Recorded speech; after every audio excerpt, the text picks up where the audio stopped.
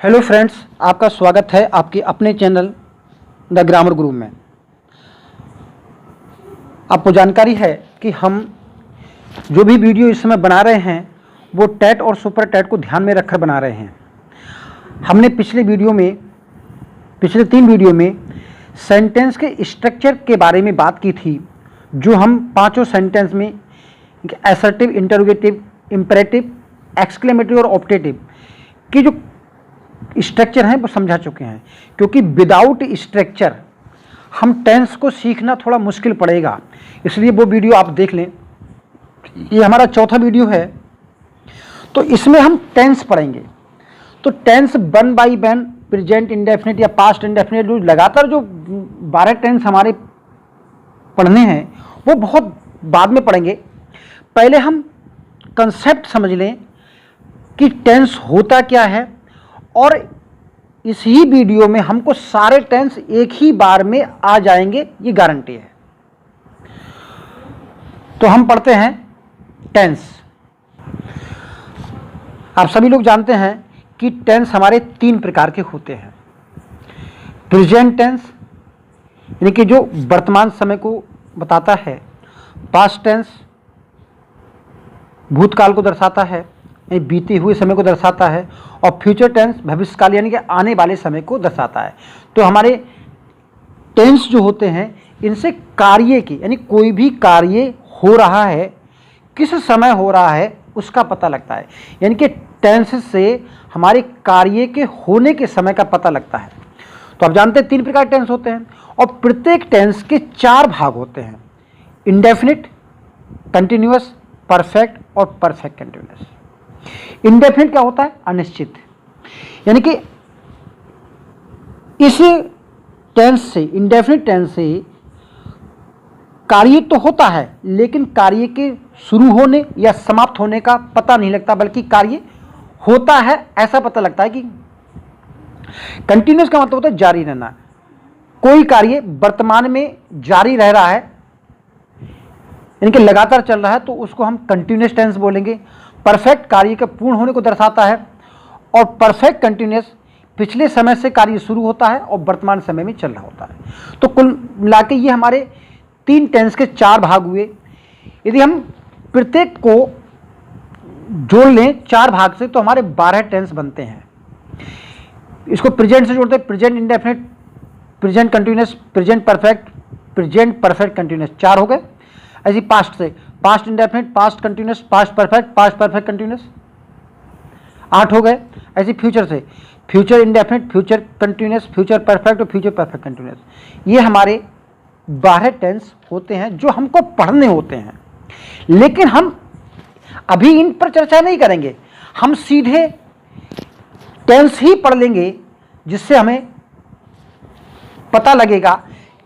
अचानक ही हम बता देंगे कि ये इस टेंस का वाक्य है, तो उसके लिए हमको 2 या 3 बातें हमेशा याद रखनी पड़ेंगी।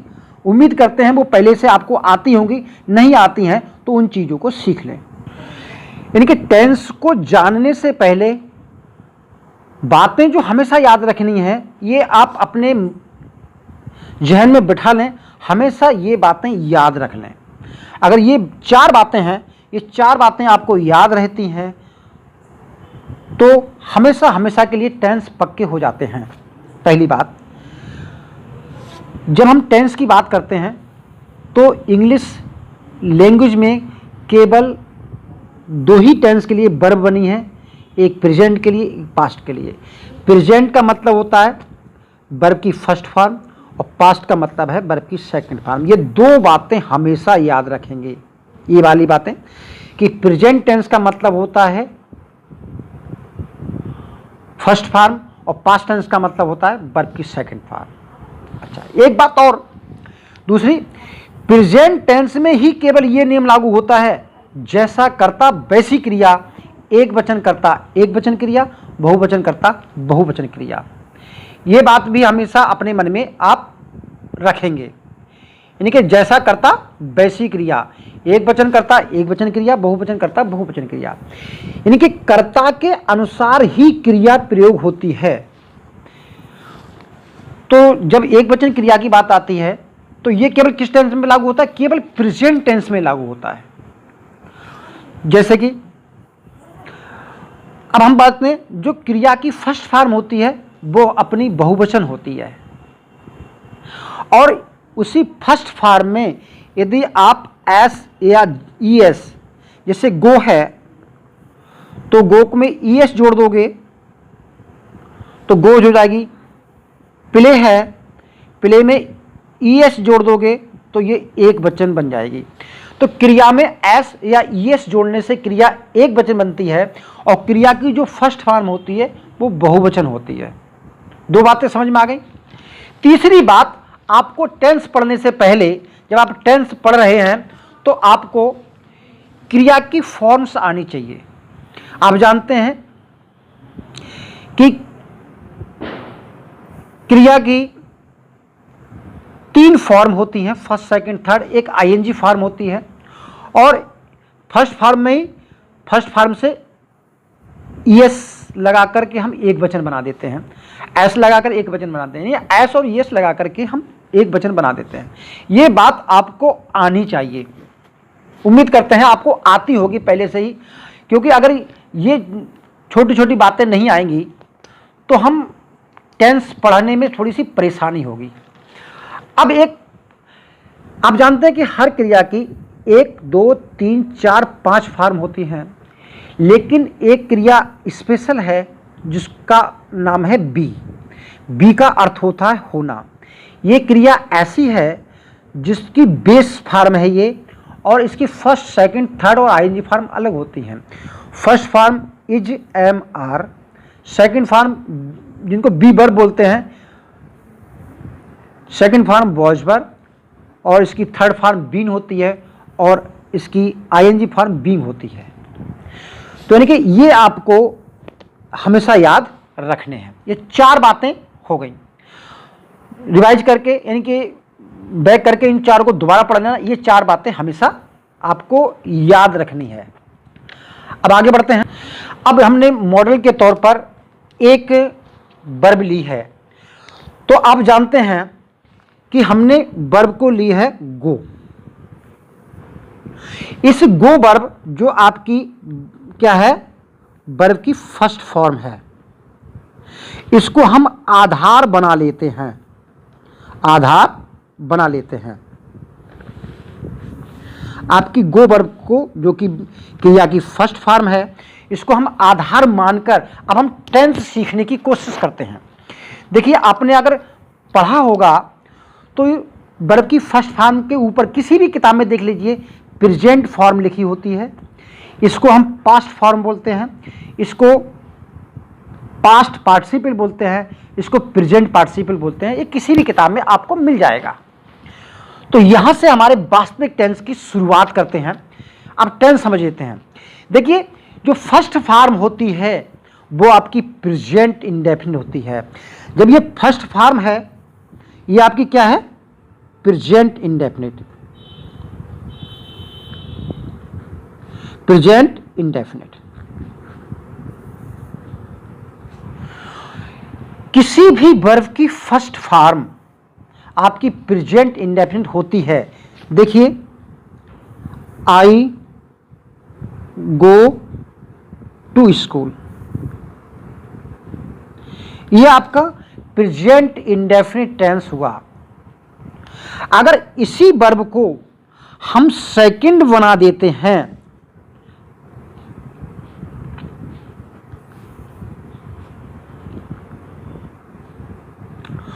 तो ये आपका पास्ट इंडेफिनिट बन जाता है।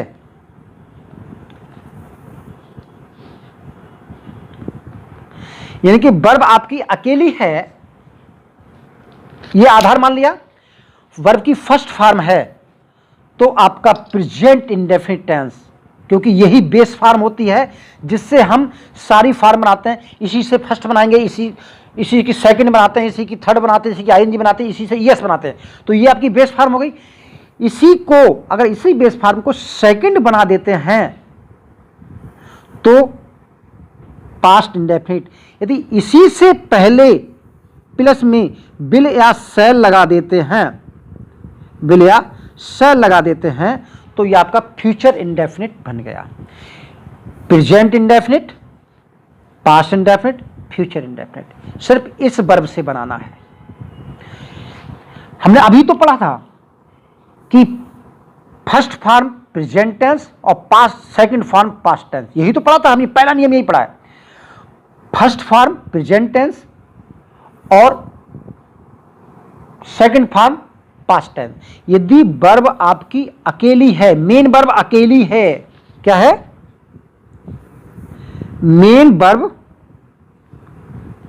जब अकेली हो,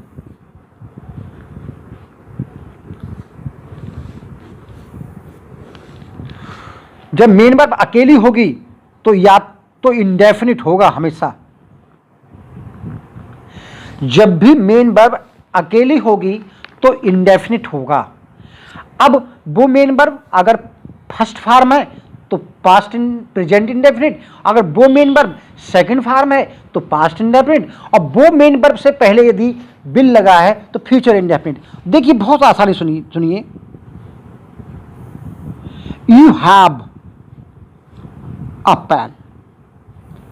हैव अकेली वर्ब है, फर्स्ट फॉर्म है, बेस फॉर्म है, इंडेफिनिट है, काय का? प्रेजेंट का। इसी को सेकंड बदल दो,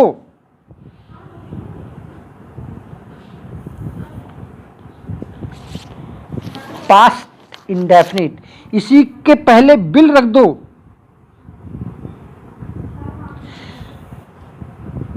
you will have a pen, तो क्या बन जाएगा? Future indefinite. तो समझ गए, ये हमारी बेस फॉर्म है। अब इसको अगले समझ लेते हैं। देखिए अब हमने क्या लिया है, एग्जाम्पल देखिए, आई गो टू स्कूल, भाई बिल लगा दिया इसी के साथ, तो फ्यूचर इंडेफिनिट, इसी को सेकंड बना दिया तो past indefinite. They write a letter, इसी को हमने सेकंड बना दिया तो पास्ट इंडेफिनिट, इसी के अगले बिल लगा दिया तो future indefinite. You will sing you sing well, तो इसको सेंग कर दिया यानी सेकंड फॉर्म बना दी तो पास्ट इंडेफिनिट, और इसके अगले बिल लगा दिया तो फ्यूचर इंडेफिनिट। और अगर इसी की एस जोड़ दिए तो आपका सिंगुलर बन जाएगा। तो ये तो पूरा प्रेजेंट ही टेंस है। अगले बात, these boy do well, do verb की फर्स्ट फॉर्म है, इसके पहले बिल लगा दिया तो फ्यूचर, और इसी को सेकंड बदल दिया तो इंडेफिनिट, तो पास्ट इंडेफिनिट। अगला देखिए, बी हैव सम मनी, ये आपका कैसा है? फर्स्ट फॉर्म है, प्रेजेंट इंडेफिनिट, इसी को सेकंड बदल दिया तो पास्ट इंडेफिनिट, और इसी के अगले बिल लगा दिया तो फ्यूचर इंडेफिनिट। अगर इसको सिंगुलर बनाना है तो ही हैज सम मनी। हम जानते हैं कि इन टेंस में केवल यानी प्रेजेंट इंडेफिनिट और पास्ट इंडेफिनिट में केवल एक ही मेन वर्ब होती है। फर्स्ट होती है तो प्रेजेंट इंडेफिनिट होता है, और सेकंड होती है तो पास्ट इंडेफिनिट होता है। तो ऐसे टेंस को हम सिंपल टेंस बोलते हैं, यानी सिंपल प्रेजेंट और सिंपल पास्ट। क्यों? क्योंकि इनमें हेल्पिंग वर्ब नहीं होती। तो ऐसे वर्ब को यानी कि इन टेंस में यदि हमको नेगेटिव बनाना होता है और इंटेरोगेटिव बनाना होता है, नेगेटिव बनाए चाहे इंट्रोगेटिव बनाए, तो इनके साथ हम डू और वर्ब की फर्स्ट फॉर्म रखेंगे। डू और वर्ब की फर्स्ट फॉर्म रखेंगे। एग्जाम्पल देख लेते हैं, दे राइट अ लेटर और दे रोट अ लेटर, दो बात हो गई। अगर इसको नेगेटिव बनाना होगा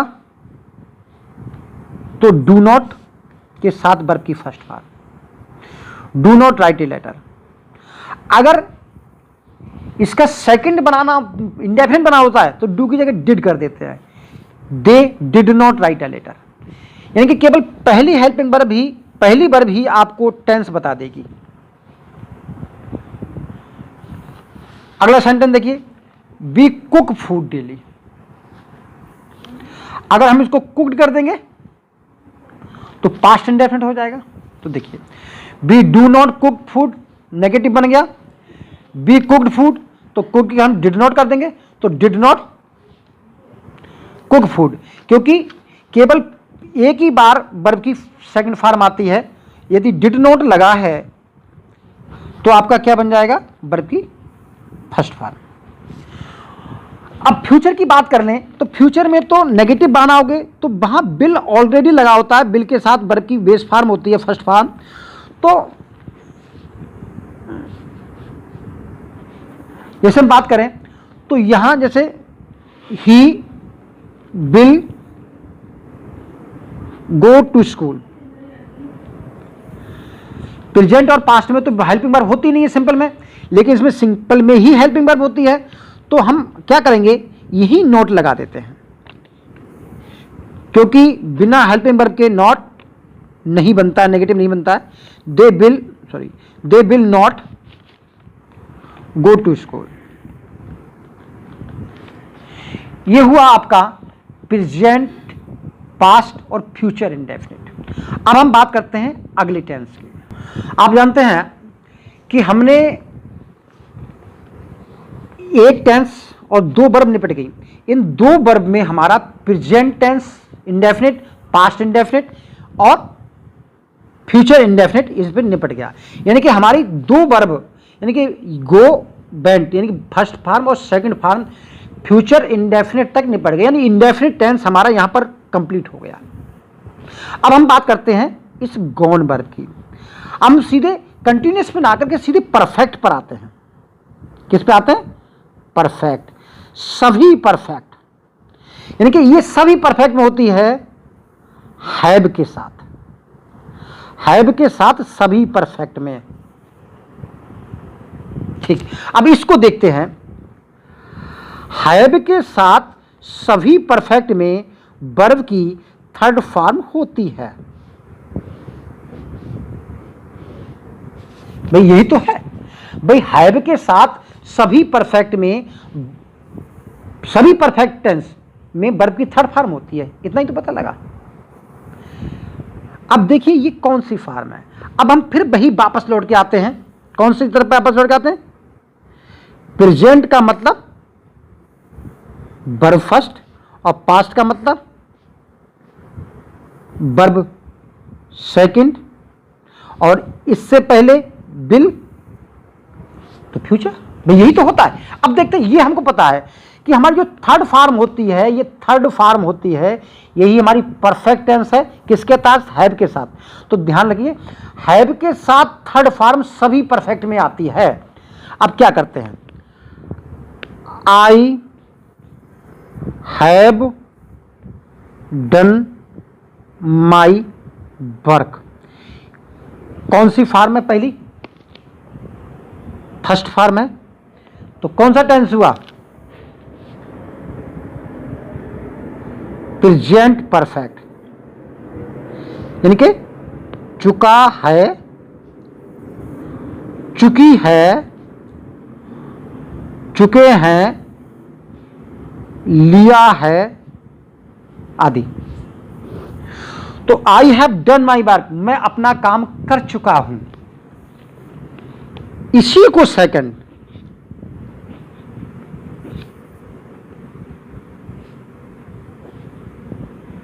भाई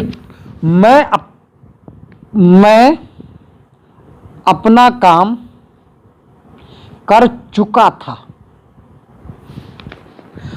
आई, इसी के साथ बिल जोड़ना है। आई बिल या सेल दोनों चलता है के साथ। Have done my work. तो हमेशा ध्यान रखिए, केवल ये जो पहली वर्ब है इसको ही हमें फर्स्ट सेकंड बनाना है और बिल सेल लगाना है। अपने आप सभी के परफेक्ट बनते जाएंगे। अब जानते हैं भी, हम पिछले वीडियो में क्या पढ़ा था, हमने पिछले 3 वीडियो में हमने स्ट्रक्चर पढ़ा था। तो आप जानते हैं कि अगर इसी किसी भी टेंस को अगर इंट्रोगेटिव बनाएंगे, किसी भी टेंस को इनमें नेगेटिव बनाएंगे, तो ये जो वर्ब है, ये पहली वर्ब है, ये हेल्पिंग वर्ब कहला रही है इस समय। तो इनके साथ हम शुरू में ले लेंगे तो इंट्रोगेटिव बन जाएगा, और इनके साथ नोट लगा देंगे तो नेगेटिव बन जाएगा। किसी भी एक को देख लेते हैं, जैसे I have not done my work,